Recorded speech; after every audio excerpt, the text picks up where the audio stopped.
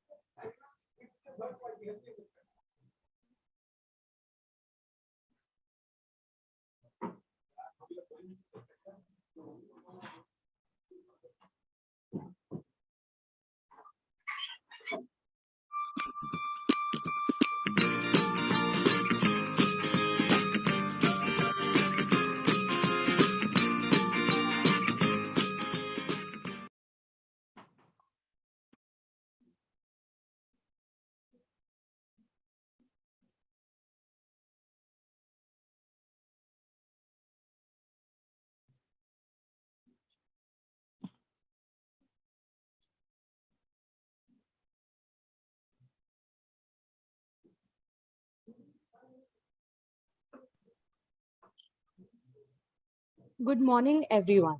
On behalf of the Entrepreneurship Development Cell of St. Xavier's College, Kolkata, I would like to extend our gratitude and offer a warm welcome to one and all.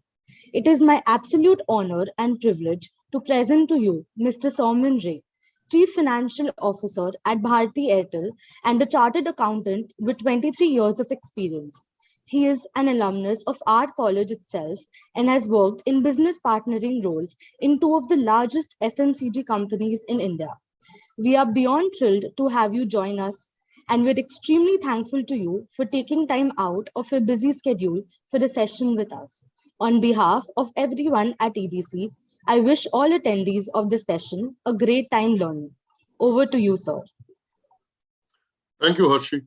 Am I audible? Yes, sir. And is my screen visible? Yes, sir. Okay, thanks. Right. So what I'll try to do is I'll try to keep a watch on the clock. It's about 11:05. I'll try and finish off. I discussed this with Utkarsh when he reached out. We'll try to finish this off in about 20-25 minutes. And then we would open the floor for interactive things. If you want to stop me, if anyone, I know there must be a coordinator who would have put everybody on mute, but I have no particular eagerness that my presentation slides have to get completed. So if you want to stop me at any point in time and make it interactive, I think that will be a far better thing than a monologue for the next 20-25 minutes. So with that, the topic that was given to me was campus to corporate. And I told Utkarsh, this is one generic topic. You don't want to hear some stupid stuff about finance and treasury and all that. He said, "नहीं, वो सब हमें आता है. ये हमें बताइए. How does a young budding student in a fantastic college like St. Xavier's or any other place migrate into the corporate life?" I have taken the liberty of interpreting the word corporate a little different. I've said that it is not corporate, it is work life, where you start working. I know this is the Entrepreneurship Development Cell, and this is a forum where startups are discussed. And I again told Utkarsh that I'm a misfit. I've been doing a job for all my life. You're calling me here where, people follow their passion, build companies, build valuations and all that. What am I going to do here? He said, no, you come, you generally come. I'm sure he did not get anybody else, so he factored me into it. So the question is, what am I going to do? So far, life is good. I did not know about the prelude presentation where it seems you guys go to Goa to do learning while traveling. Let's be honest. I mean, if you go to some other place, there could be some learning with traveling. But when you go to Goa, you can't be doing learning with traveling. But anyways, so life is good. You know, people are studying, people are setting in, a lot of aspirations, sky is the limit. This is a fantastic period of one's life.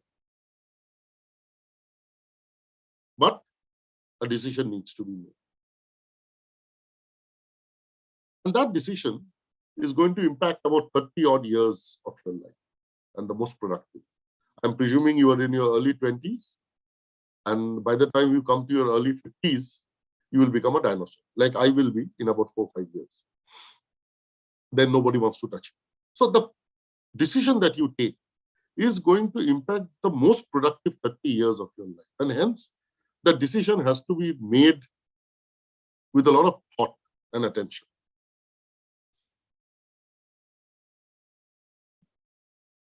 Some of you may have heard this song.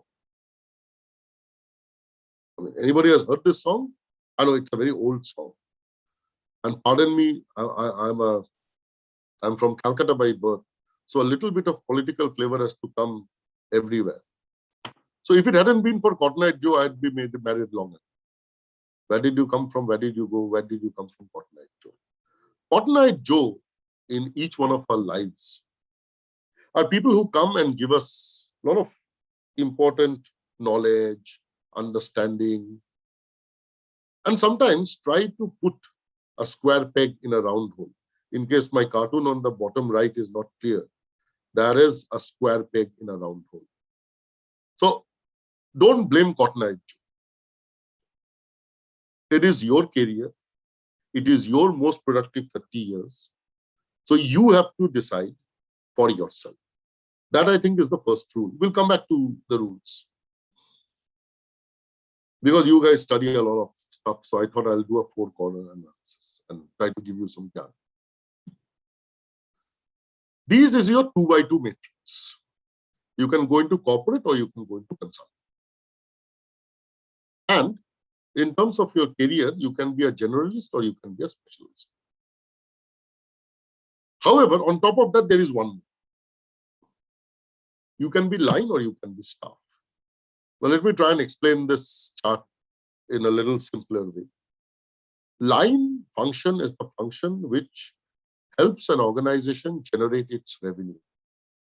So let's say, for a lack of a better word, in St. Xavier's, the professors are line function.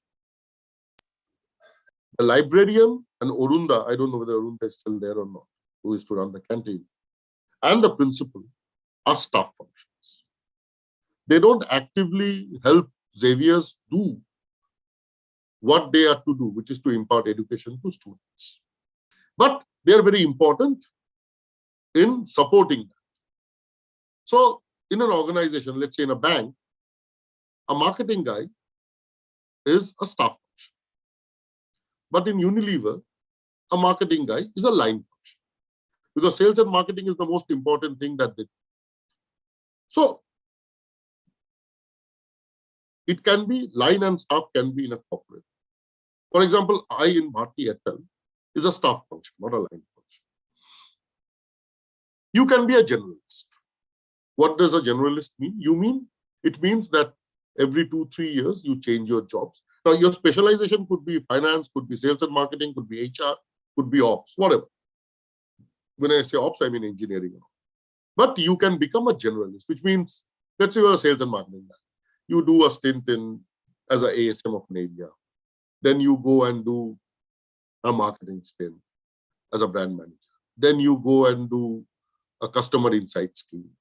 Then you handle customer experience and so on and so on. Or you can become a specialist. Who's a specialist?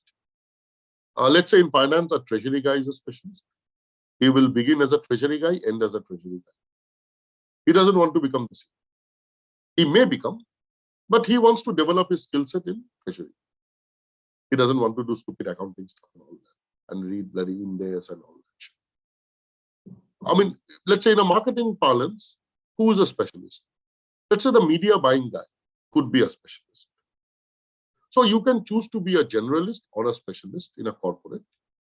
And within that, you can be line or staff based on what does that organization do. In consulting, you can only be a specialist. There is no role for a generalist. Here you advise corporates. You could be in a McKinsey or a Bain, right up to the local neighborhood CA firm or anything, or a consultant who helps arrange bank loans, anything. So this is the broad framework of your career. If you are, let's say, a finance guy, do you want to join a bank or do you want to join a telecom company? In a bank, you will be line. In a telecom company, you will be staff. And then generalist or specialist or consultant. Of course, good gyan. But how do you choose? So though you don't have to read all these slides, I'm just trying to give you a sense. So if you are in a finance, if you are in corporate staff, you could do business partnering, you could do supply chain finance, commercial finance, accounting. Specialist roles are treasury, investments, taxation, mergers and acquisitions, investor relations. Corporate in a line function in finance, which means you are a part of BFSI, is all of the layers. You could do sales, product. Consultant would be investment banker, strategic consultant, domain consultant. Similarly, it goes on in sales and marketing. There could be various roles which you can do as a line function. You can do as a staff function. For example, consumer tech. I know this is a startup session and an entrepreneurship cell.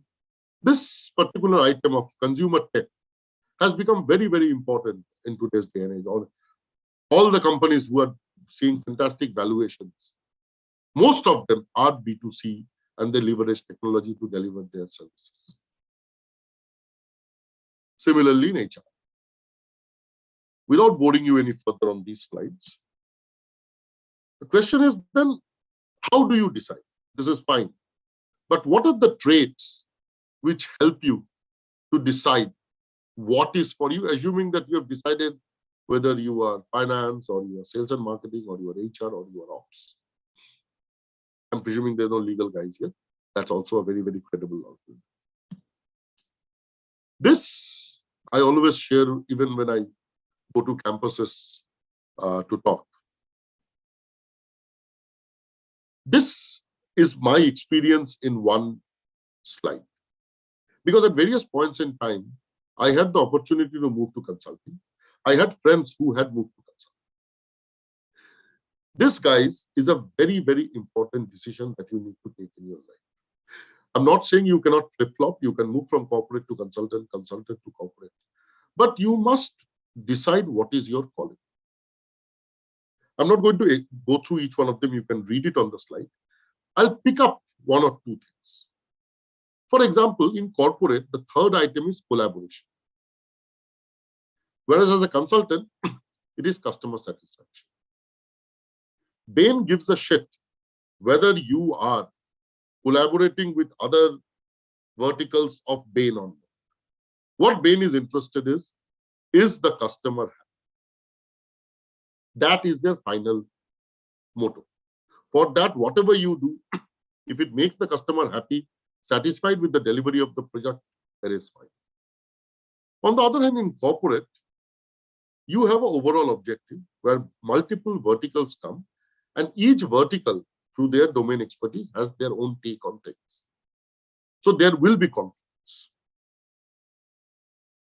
Hence, how do you do how good are you at conflict management?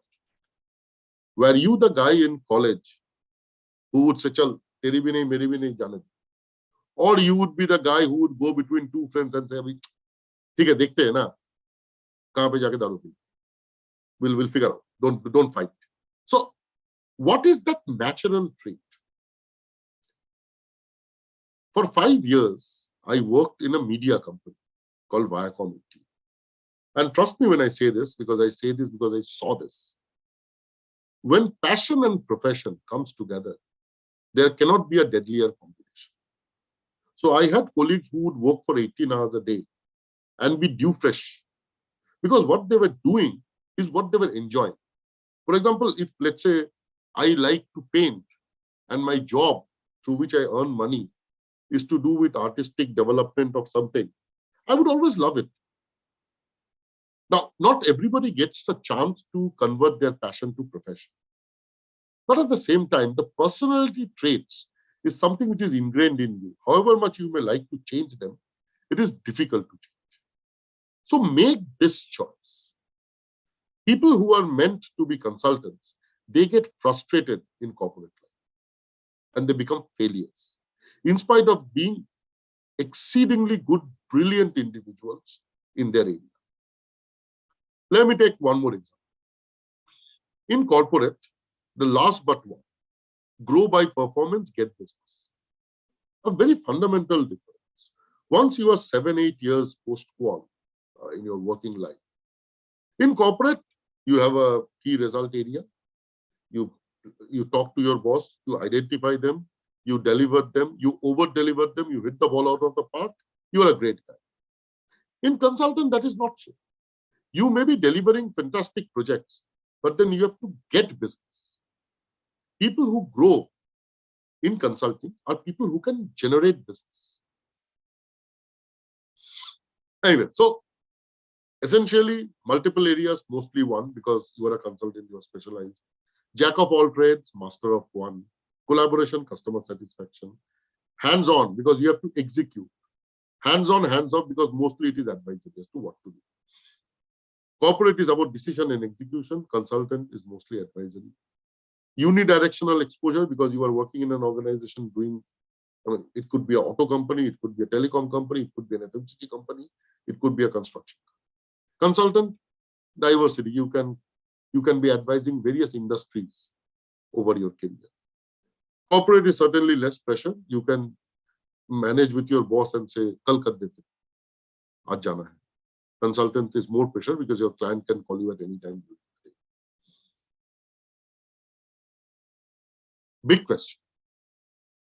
तो ये सब तो समझ ऐसा किसमें ज्यादा है? Which one pays more?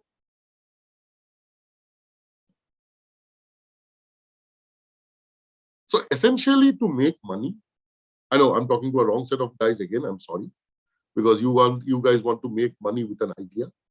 I'm talking about those guys who want to pursue a career where you get a salary at the end of the month. One is a rat race of performance, the other is a rat race of connects and getting business. So essentially, there is no one thing better than the other. My first boss, I had asked him, he had worked in that organization for almost about 17, 18 years by then. I told him, which is better, to stick to one company and grow or to change and grow? He had told me there is no mantra for success. He had seen people who change and grow, change and fail. People who stick and grow and stick and fail. Similarly, here, it is about what feels good in your underbelly.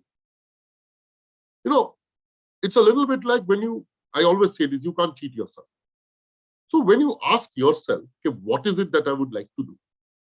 The answer that comes first in your mind is what you are. And as long as you follow that, my experience in my life has been that money will follow you. What is very important is you are good at your job, at what you do. And how do you become good at what you do? Fundamental principle, you should not hate it. You can't be good at something if you hate doing it. You can be for a brief period of time, but not for long. So money from both, and both are a lot of effort. So final, how do we choose? Traits are done and all that. Here I'm trying to throw some questions at you, just as thought provokers. These questions are not exhaustive, but this will give you a sense as to how to decide as you migrate from a campus life to a corporate life. Before I go into it, I must also admit, some of you might be smirking and saying, yeah, as if I'm God's gift to mankind after the slice of bread. मैं बैठा हूँ, 25 company मेरे सामने है, मैं बोलूंगा अच्छा, what is my natural inclination? जो नौकरी देगा वहां पे ज्वाइन करेंगे. I agree with you. I don't think you can really dictate how your career moves, but which is the direction in which you will go. Let's say you want to go to corporate, but you have got a job from EY. Would you say no? No, I'm not saying you to say no. You join EY. But have that in your mind that this is not my natural calling. I would at some time with 2 years, 3 years post-qual, I will move into corporate.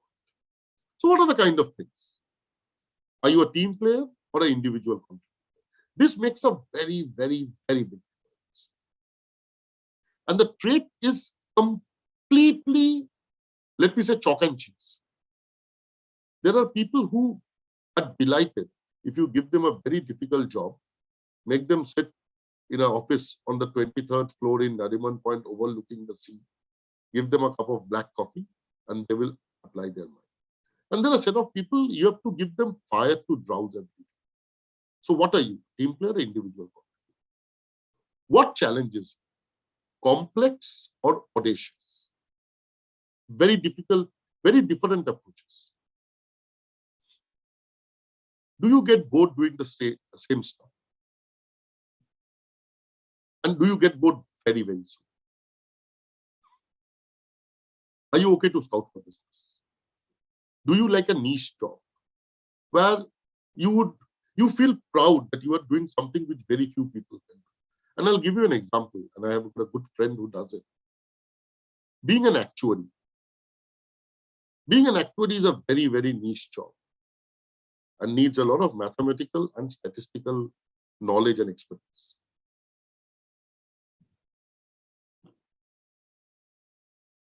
Self-motivated. Do you need a boss to come and tell you, "Acha, acha, abhi ye 3 cheezein karo"? Or are you a person who is like, so let's say in your studies, are you one who wakes up and says, "I need to finish this today"?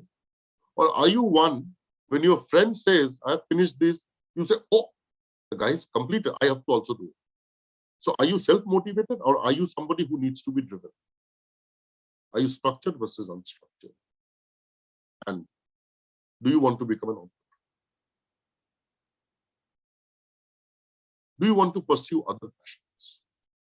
Is it such that, is this life of earning by itself an end? Or are you somebody who has some amazing passion? But to pursue the passion, you need money and you need to have your daily bread. So that is why I'm doing the job. I don't want to excel in this job. I want to excel in my passion. So essentially, first 10-15 years, don't make money the most important. Whatever is your trait, try and learn, try and gather more knowledge. After that, you will find money following you if you become good at what you do. See what kind of jobs excite you. And remember, as you start, 70% will be drab. Whatever you do. Let's say somebody wants to become a film director. The guy will have to start as an AD. And as an AD, you could be given a job to fetch the talent from the vanity van and back, or read the script. That's a shit job. But that is how, in any sphere, things will start. As an entrepreneur, you would really like to sit and imagine how would you capture the imagination of your customers, what should be your pitch. But unfortunately, you have to also look at accounts, you have to also do cash generation, you have to also do those kinds of so-called non-sexy things. This is primarily for people who want to go into corporate. Have a specific job and a threshold level of organization, location, sector. Don't do other things. Let me explain it very simply. Some people want to study in a college irrespective of the course. So I will get whatever course basis my marks, but I want to study in this college. The other set is, I want to study this stream. Now, basis my marks, whichever college I get, I will. I think the latter is better than the former. The former is more valuable. So similarly, decide the job that you want. And then you say, I will not go below this level. Else I will do something else. And not vice versa. I will work in FMCG, sales. Now, any company in FMCG, any kind of sales job is fine, but I want to work in FMCG. Don't do that. Never look at immediate seniors. If you want advice, look at people who are at least 5 years plus. This I have learned the hard way. I used to talk to people who were like a couple of years senior to me. I realized that the level of maturity and understanding that they had and I had were not very different. So then I started moving to talking to people who were about between 5 and 10 years senior to me, because then they could really appreciate my questions. Take as much advice as you want, but decide for yourself. The last thing that you can do is blame somebody for whatever has happened. You can choose to be led by opportunities, but you have to make up your mind. It is your career which is the question. The most productive 30 years of your life, which will shape you, for your family, for your loved ones, for your friends, for society at large. So don't jump on every opportunity. Have a plan and try to meander your way towards that goal. It will not always be easy. You might have to divert, but as long as your attention is towards that final goal that you have, I think you will be home. With that, I am at 11:29, which means I took 25 minutes. And let's open the question answer session. Okay, we request all startups to raise your hands. We'll go one by one.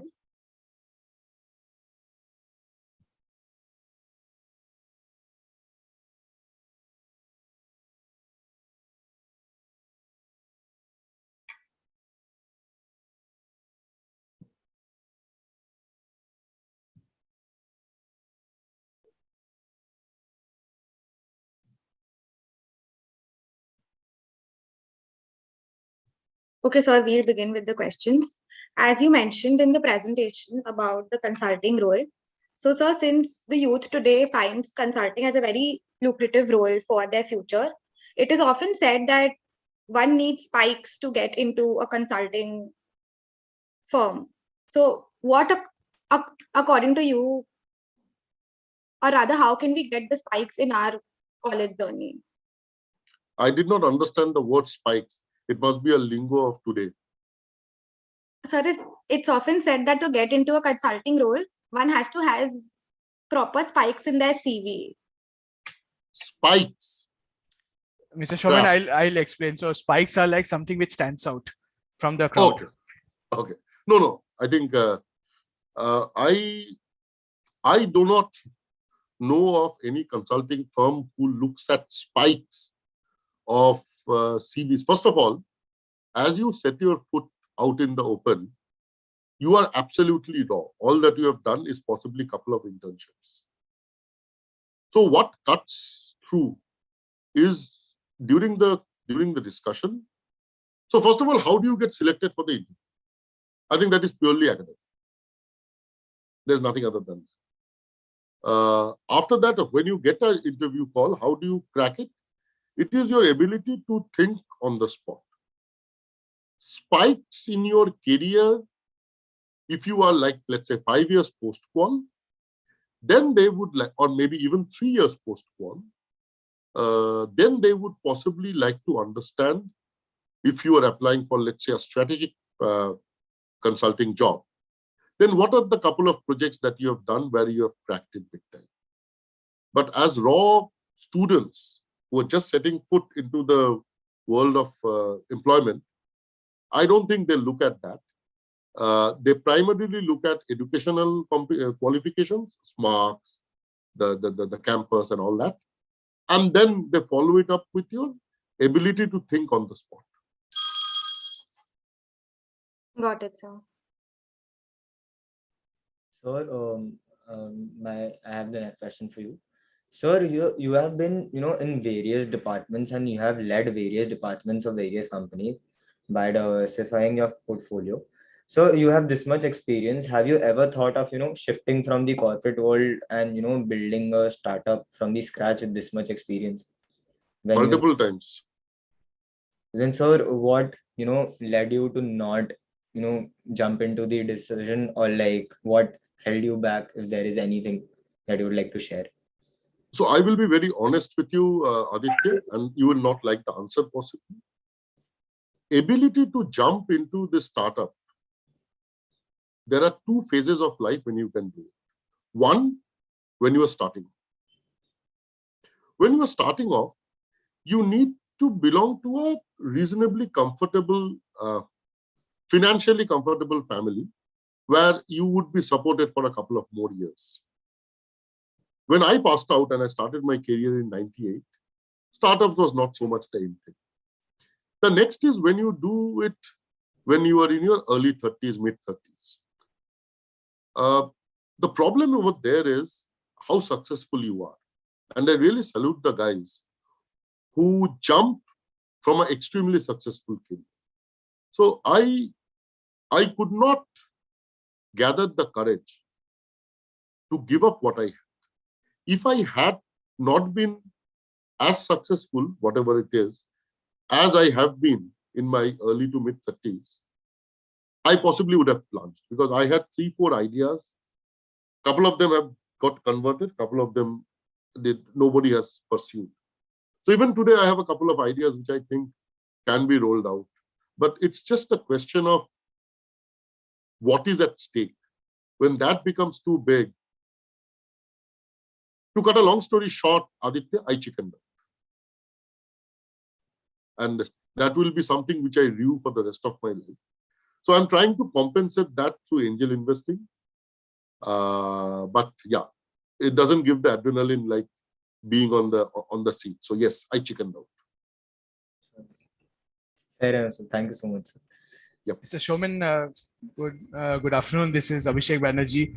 I'm the founder at Lotus Dew Wealth. We apply machine learning and artificial intelligence to select stocks in the stock market. And what we do is we try to find unstructured data, which is non-balance sheet in nature, so non-numerical. For example, reputation of board members, what other institutional investors are doing, and trying to measure their behavioral biases and so on. It is a great session. I really enjoyed. Just two questions. One, to kind of slightly know you better. Like, I see your presentation, the backdrop is that of a watercolor background. So was one of your passions painting? You mentioned that, and is that something which you pursue? And the second question is that Airtel is known as a big brand, a brand presence in telecom, and as a entrepreneur, one of my core responsibilities in wealth management is to build a brand and to finance building of a brand. So I would like to learn from your experience that what it takes to finance building of a brand, and how you view as a CFO the cost that goes into building a brand. Well, when you use something, I appreciate your the fact that you noticed the watercolor background. What you use, either you are very good at, or you loathe that you are very bad at. Two things I am very bad at is singing and painting. So I try to compensate it by doing it in other way. So one of my passion is playing instruments, and the other passion is trying to be able to appreciate art. So yes, your observation is right, but I was very bad. As a matter of fact, once I got 0 in my drawing test, and my teacher put it up to show how irresponsible I was. Ashamed about that. Coming to the next question, what does it take to build a brand? Honestly speaking, Abhishek, it depends on whether it is a mass brand or a niche brand. I will tell you what it takes to be. Nice to see you. Sorry, I realized my video was off. Yeah.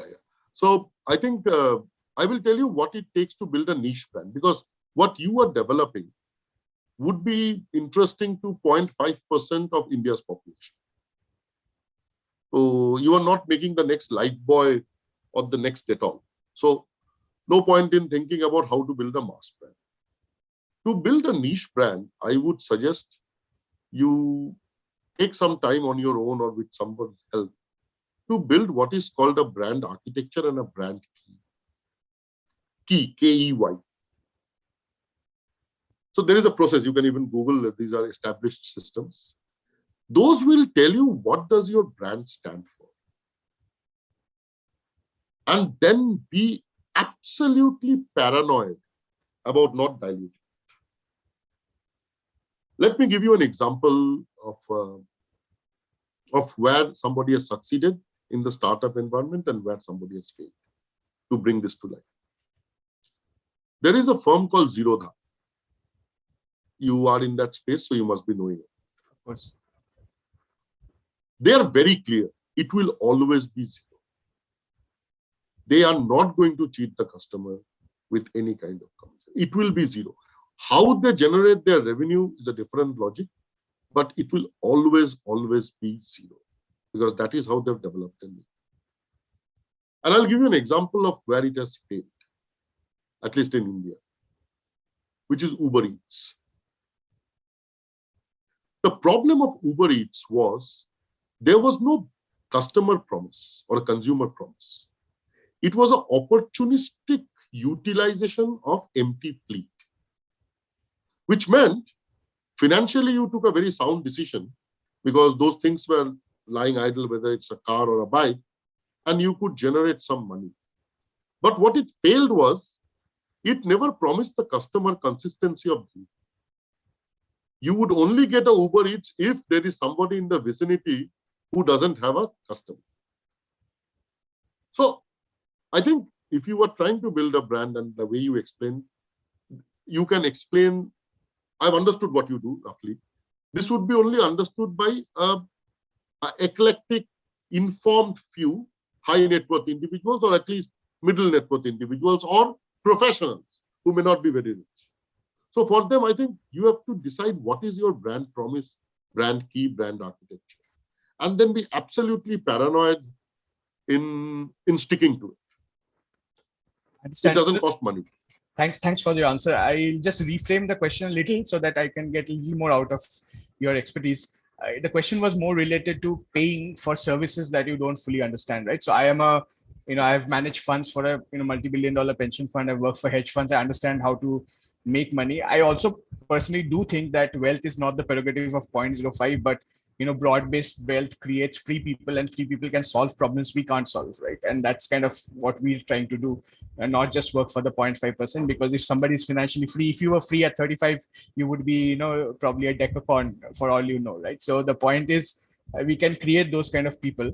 The question is more that if you are a chartered accountant, you perhaps understand finance way more than a marketing personnel. I'm just guessing that maybe that's not true. But when you are paying for those services, right, which you don't fully understand, what do you look for when a marketer comes to you and says like, I want to pay for this media buying, but it's going to cost so much, and you perhaps, given your background in Viacom, you understand better. But for somebody like me who has never worked with media, how do you take it? Abhishek, essentially, irrespective of what kind of spend it is, there is a deliverable. So in case it is a media buy, it is reach and frequency, loosely called RN. So let's say you have a media plan of reaching 60 at 4+, which means in a given time span, you want to reach 60% of your audience at least, and each of them should see it 4 times in that period. So everything, now it could be customer acquisition, which is much easier because you only pay for acquisition. It could be click-throughs. So what I will not get into as a finance guy is, I may get into it as a leadership team. But assuming I'm not a part of leadership team, I would not get into why does he want 60 at 4+ or 30 at 2+. But what I would check is, what is the benchmark rate at which it is being bought? That is important from me as a financer. There are a lot of models to do return on marketing investment. They are called ROMI and ROTI, return on marketing investment and return on trade investments. I'm not a great believer of that. I believe that you have to ensure that you are not spending more than what you should spend for the desired outcome. So if I want a certain customer acquisition cost, which is, let's say, 800 rupees, I must be sure that that 800 is not out of whack. If I'm doing a generic digital campaign, and if my CPM is, generic CPM is, let's say, 70 rupees, I should not be worried whether this 70, I should be worried whether this 70 is bad or not. How much to spend is a question of your business plan, your ambition, the amount of cash that you have. Understood. No, it's a great answer. Thank you very much for that expertise sharing. Thank you, Abhishek, and wish you all the best. If you can really broad base it, I think you would do a service. No, I mean, if I may just add a little bit of my flow time. I think personally that in India there are 4% penetration of wealth. In US it's 60%. In the next 10-15 years, India will be at least at 12 to 15%. So we are really talking about 5x the customer base, and Zerodha has done a great job in the last 10 years making execution free and transparent. But ultimately, the reason people are in stock markets or any kind of investing is to feel smart about themselves making decisions, and second is to generate money so that they build their wealth. And I think with some guide rails, right, like when you learn cycling as an advisor, we can give you the training wheels, right, so that you still get the hair in the wind in the hair, but still you don't fall, right, kind of. That's absolutely. Thank you, and nice hearing from you. Thank you very much. I'll stop and give chance to others to ask questions. I have another question. So the youth today is running after trends, maybe while venturing into cryptocurrencies, or in fact just starting a startup during college. So do you think that this entrepreneurial drive has created a rat race where a lot of youth blindly start a venture without due diligence and then regret it later on in life? So, Vanshika, I think this is nothing new. In our days, parents thought if you don't become an engineer or a doctor, you are a disaster on the face of earth. So there has always been fads. And that is why I'm still sharing my screen. So I will try to see if I can go back. No, it's got stuck. So as I said, if you like doing it, then do it. Nothing in your life. And this is nothing new. It is, I think it is, a few centuries old after slaveism stopped. Because as a slave, you do what you are asked to. You are no more a slave. If you are no more a slave, then you will do what you like to do. If you were doing something, I'll read out a line and I think that should suffice. And the reason I'm reading out is it's there on my phone, so it'll be easier. So there is a French thinker called Montesquieu. You can Google him up, who said, if we only wanted to be happy, it would be easy. If we only wanted to be happy, it would be easy. But we want to be happier than the other people, which is the most difficult thing. Because we think the other people to be more happy than they actually are. So essentially, whether in career, joining a startup during college, if it gives you a kick, I mean, you guys are youngsters. What drink do you drink? There are some people who drink beer, some people who drink dark rum. Why do you do that? Just because your friend is drinking beer, if you like dark rum, you don't go and drink beer. You drink dark rum. Because that is what you enjoy. Do that same everywhere. What clothes you wear, what job you do, what friends you keep, whom you fall in love with, everywhere. I think it is just that you should do what makes you good, feel good in your underbelly. And if being able to join a fad makes you feel good in an underbelly, you must tell yourself, this is temporary. Because very soon I will get tired of it as an individual.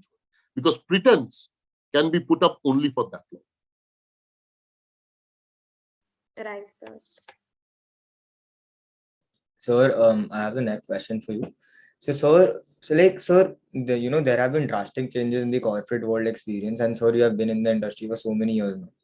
So, sir, reflecting back on your journey, sir, if you had the opportunity to go back to your younger self when you were in your graduating years, so the things you said to yourself to become successful one day, on those days, will those be still relevant for today's current market trends? So, like, do you really think, the promises you made to yourself when you were younger to be successful, do they still stand relevant in today's world, seeing and observing the drastic changes corporate world has gone through in the past years? So, Aditya, this is a little loaded question. I will answer it in two parts. Sure, sir. Whatever I promised myself to do was very simple. I belong to a very average middle class family. My dad was a career banker. Typical Calcutta story. For me, it was very important that I become successful. So I said, I'm averagely intelligent. I'm not brilliant, which means I have to make it up with hard work. And that is what I've done through my life, and I continue to do today. I made a mistake of not promising myself that you have to also look after yourself, both physical and mental well-being, as you slog. If I were to go back in time and change anything, I think that is one thing which I would have done, I would do as a change. Because honestly, there is this saying, unless you are like a Mensa score of 180 and above, intelligence cannot take you too far. It has to be hard. So that part I was okay.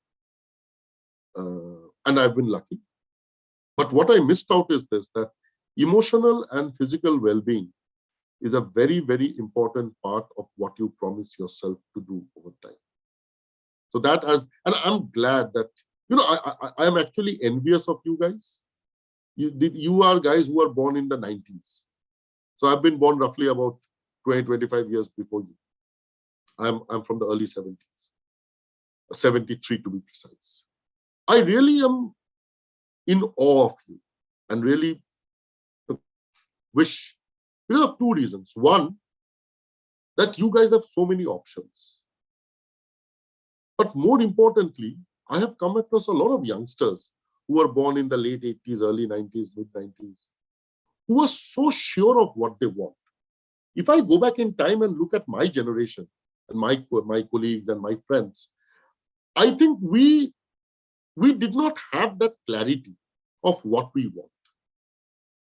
Yes, there is a section of people who are a little too floored by fads and all that.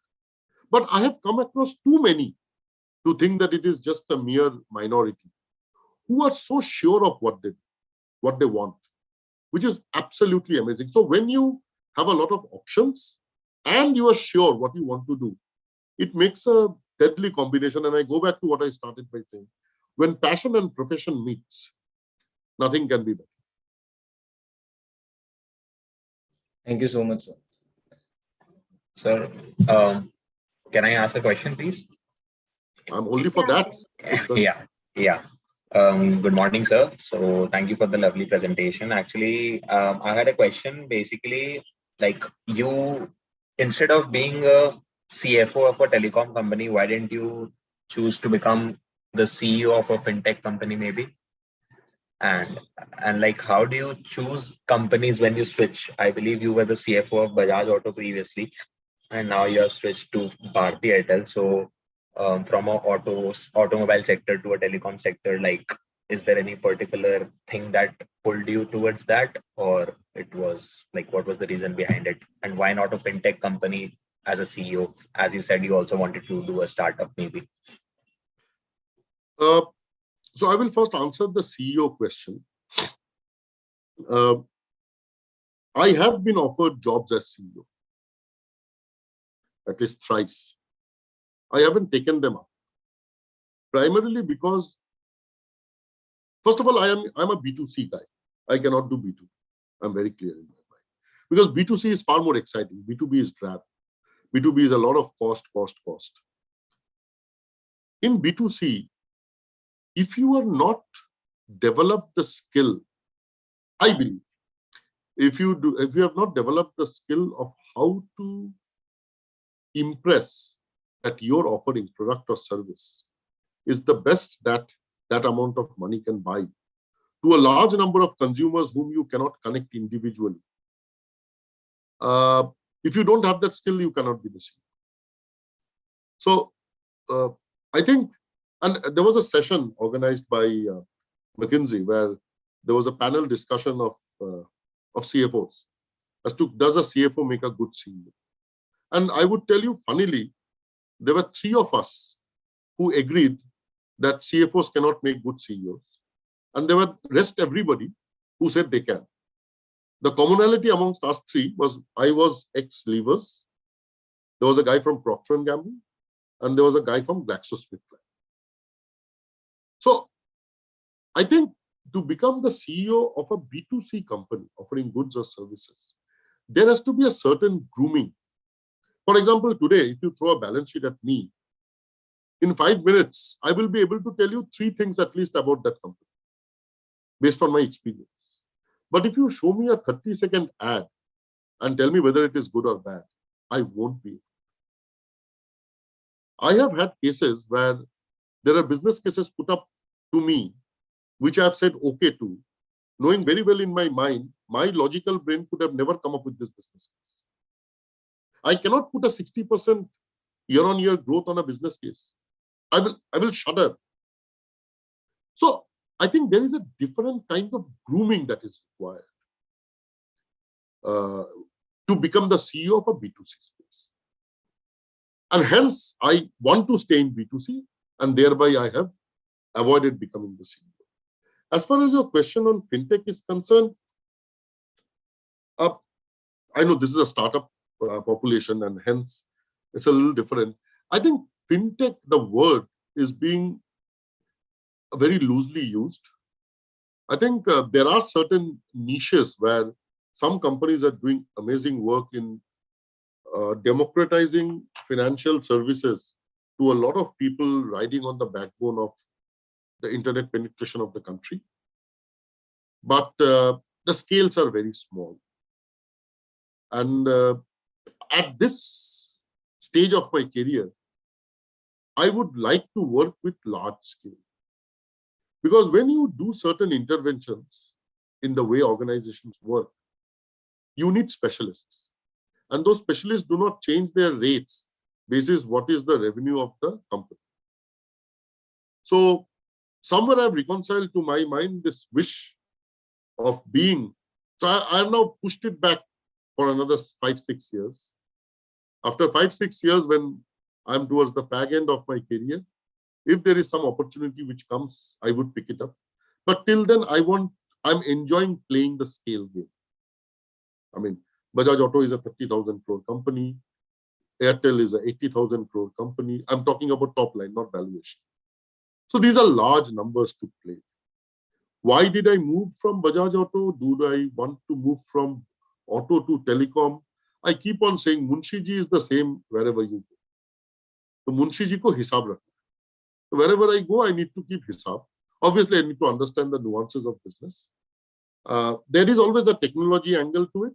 But other than that, in a B2C business, it is essentially to try to sell something to the customer. The difference is it a repetitive purchase, which means the customer life cycle value is higher, or it is a non-repetitive purchase. So whether it's a bike or a LCD television, which once bought, the customer won't come back for 3-4 years, or is it like a soap, shampoo, or indeed a telecom recharge, which is a recurring thing.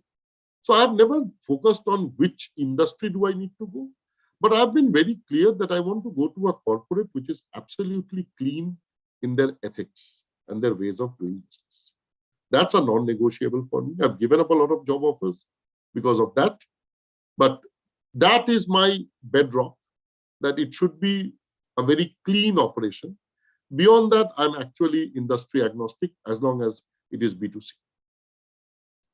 Understood. All right, sir. So, sir, just to confirm, what I understood from your answer of not being a CEO is basically, first of all, you're not interested in B2B. And secondly, in B2C, you don't want to be a CEO because 60% or a very high year-on-year growth. Maybe in the period of time, you have developed the mindset of being a CFO. No. I believe I am my competence of being able to come up with marketing ideas to influence 10, 20 crores of individuals is not strong enough. You have to come up with a marketing idea and then a marketing that execution plan of that idea, which should, when you show an ad or when a digital banner comes up, it should make the person excited enough to go through. I don't think I have the competence. As I said, if you show me a annual report, I'll be able to decipher. If you show me a 30-second advertisement and tell me, is this good or bad? And if it is bad, what should be changed? I have not developed my competencies to comment on that. So, sir, in that case, like any CEO should be having marketing qualities. Is that what you're pointing to? You look across, forget promoter CEOs. You look at professional CEOs in B2C companies. Earlier, you would find some technocrats coming, but today you won't find any. Excepting there is a gentleman in HUL called Sanjeev Mehta, who is a chartered accountant, but he moved into sales and marketing 20 years back. So, having a finance degree, but moving to sales and marketing and becoming a CEO, absolutely possible. But doing 23 years of finance and then moving from a CFO to a CEO straight in a B2C business, difficult. Got it. So, sir, I'm sorry for asking back-to-back follow-up questions, but just so you are Utkarsh. Yes, sir. We have all been conveners. When you don't have questions from others, it is the responsibility of the convener to fill up the balance time. So I understand. Go ahead. So he's another Utkarsh from the audience. Oh, acha, sorry, Utkarsh. I thought this is the same Utkarsh because the video is not on, so I didn't realize. No, go ahead. No, actually, sir, I am having some technical glitch because of which I'm not able to switch on my camera. Yeah. So actually, the question that came to my mind just now was like, instead of like when you switched, as you said that you also wanted to start up, but in your initial days, it was difficult. And currently also you have a bit of ideas, but the stakes are very high. So why didn't you choose to become a CFO of a very emerging unicorn or a very new age startup rather than being a CFO of a well-established company like Bharti Airtel? So I got selected, I cannot give names, but I sat for interviews. I got selected in 3 decacons, if you may call them. They were not decacons then. They were decacons now. And I would have made a shitload of money if I would have joined there. There are 3 different reasons why I did not join. The first one, I sat with the CEO and explained him why I would not join. And then he and me made a list of candidates who would fit better than I would. Because intellectual dishonesty is not something which I can do, nor do I stand. The next 2 was the reason that I felt that the way of approach of the promoter is not something that I would fit in. When you work in startups, either you are a part of the guys who are actually, nowadays it has become fancy. They can even make you a founder after you join 4 years after the company started. So all that shit has started. But unless you are the guy who was there when the idea germinated, you have to understand that there would be a guy who would be calling all shots.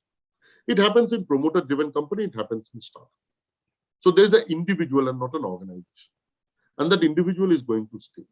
So as much as in some promoter companies, you may not be able to work, the same applies to startups. So as long as you get along with the main founder, it is fine. If you don't, then there's no point joining. And during my conversations, I realized that their approach to the work and my approach to work is very different. I will tell you one name of one startup which I badly wanted to join, but I couldn't because of some personal things. But that is the name which I can take because I speak highly of him, is Practo. I think it's an amazing space. It's not B2C properly. It's a combination of B2B and B2C. But I think it's an amazing space to be in. It's a good niche. There's nobody else there. There is the power of heft. It has a social cause as well attached to it. So I think Practo was a miss. The other 3, if I look back in time and I see when I did not join, somebody else joined, and what has happened to them? I think I took a wise decision. So is it too late to join Practo now, sir? I guess so. They are now become very established. There's a guy who's doing very well. They're very happy and all that. But yes, Practo, I think, I know a lot of you will not agree, but if you're interested, just read up about Practo. You will see two companies, Practo and DMart. I think these are the epitomes of how an organization should be built. Startup is a fancy word. Every company, when it starts, is a startup. So forget that. How should a business be built brick by brick with perseverance? I think DMart and Practo are two amazing examples.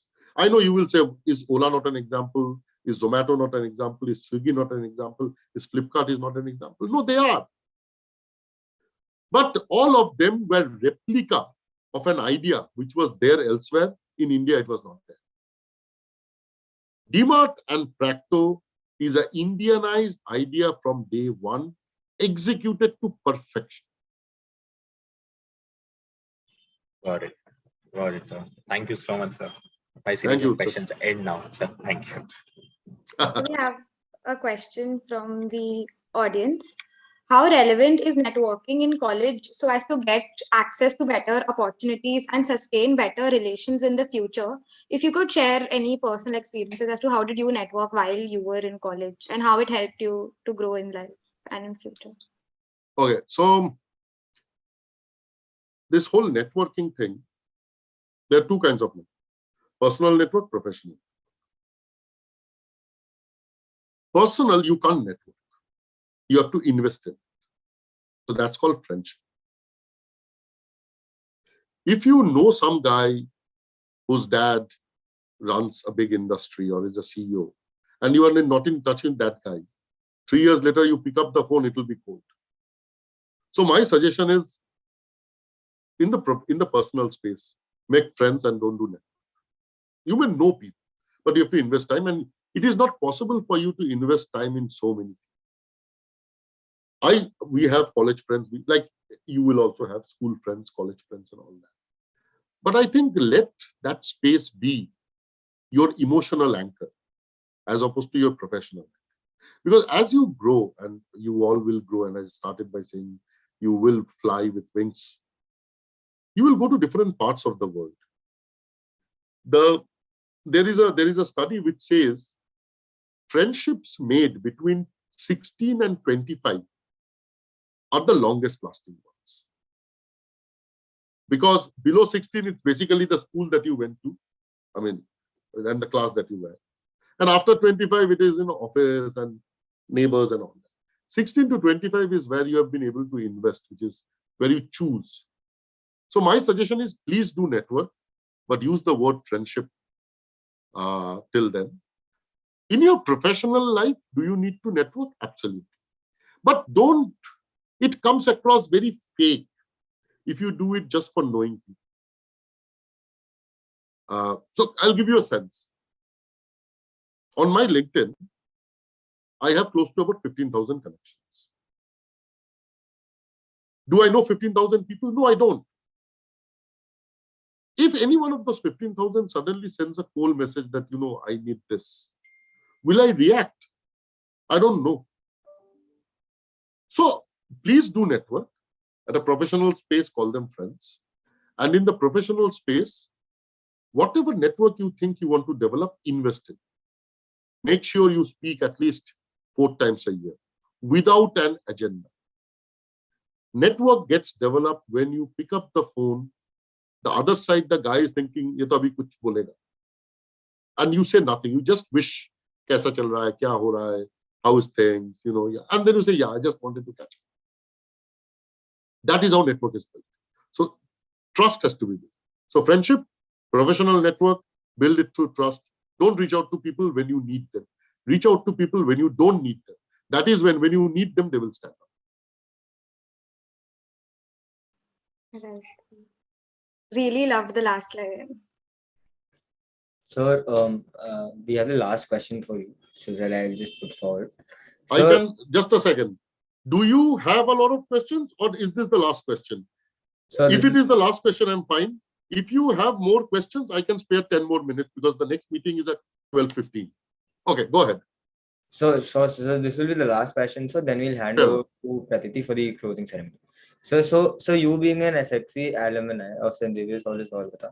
So did you enjoy the early morning classes at 6 a.m. and sir, what was your typical day like during the college days? So, like, Dukti rakh pe haath rakh de bhaiya. Did I enjoy? No, of course I did not enjoy. I used to stay, I still stay there, my mom still is there, in a place called 𝘺𝘭𝘭𝘦𝘴, which is extreme north, beyond Dum. So there was 234 and L9, which meant I had to leave my home at 4:45, catch the bus at 5:05 latest, get dropped either at Malik Bazaar or at Jeevandeep at 5:40, 5:45 to be inside 6 into the college. So did I enjoy it? No, we did not enjoy it. But I'll tell you one benefit of studying in Xavier's. And I don't mean to disrespect anybody. I must put that disclaimer. You know, there is a saying in Hindi, loha lohe ko kaatta hai, or hira hire. I was studying chartered accountancy. If I would have studied in a not so great college, passing out in 2 attempts or 3 attempts would have been cool because I would have seen everybody around pass out in 2. So how is the standard set? For me, the debate was rank milega nahi milega. The debate was not first shot, second shot, third shot, rank milega nahi. So I think, and intrinsically, we are not wired so perfectly by God. It is about the effort that you put in basis the mission and the junoon. So when you are amongst a crowd which is more hungry for success, you also tend to flow in that tide. Whereas if you are in a place where it is not so important. Now, why is it the difference? Clearly because there is a cut of marks and so on and so forth. Yes. So intrinsic quality of brain, of application, of determination of the guys in a good college is better than guys in a not so good college. Nothing to do with the college, nothing to do with the professors. It is just because the college is more popular. So for example, if I were to go to SRCC compared to SXC, maybe SRCC I will get even more motivated. Because udhar kya bolta hai, 98% ke niche chance nahi milta. The only 98% that I know is when I get fever. So, so that is what I think makes a big difference. And you know, there's an old saying, a person is with the company he keeps and all that shit. I think essentially it is about how you get molded, how your priorities, how your drive gets changed by the people you talk to. Let's take presidency in our days, or maybe a little earlier. Brilliant students went there. But there was an air of emancipation, of freedom, of doing the right thing, which was overpowering than professional success. So if you went there, you would get that culture. Knowledge is more important than money. In SXC, it is hardcore, certainly in the commerce section, hardcore. So did I loathe every morning? I loathed every morning because it was morning college, then bloody this articleship shit, and then you go home, dog tired, next day again to wake up at 4 a.m. But I think it did a lot of good because the benchmark which I held myself to got raised because of the colleagues that I had in college. Makes sense. Thank you so much. So very, insightful on our part. So then we'll just hand it over to Pratiti for the closing ceremony. Yes, please. Pratiti, please take over. Yeah. After such a spellbinding session, it is an absolute honor and my pleasant duty to propose the vote of thanks on behalf of the Entrepreneurship Development Cell of St. Xavier's College, Kolkata. With immense appreciation and gratitude, I thank Mr. Soumen for being present with us today and taking out time from his busy schedule to furnish the young minds and startup founders with his life lessons and experiences. We are sure that the learnings from this discussion will act as a guiding light and hold our audience in good stead for the future. A special mention to our respected principal, Reverend Dr. Dominic Savio, SJ, and our vice principals, Reverend Father Joseph Kulundai, Reverend Father Peter Arokim, and Professor Burton D. Silva for encouraging us to pursue greatness and live up to the great Xaverian reputation. I would further like to thank our faculty advisor, Dr. Arup Kumar Mitra, for his leading supervision and inspiration at every juncture. A big thank you to our audience for being patient, interactive, and putting forth such compelling questions. Last but not the least, I will extend a deep sense of appreciation for all the support, timely implementation, and guidance provided by the members of the Entrepreneurship Development Cell. We owe the success of the session to you. Once again, thank you for tuning in with EBC. Have a pleasant day. All startup Thank you.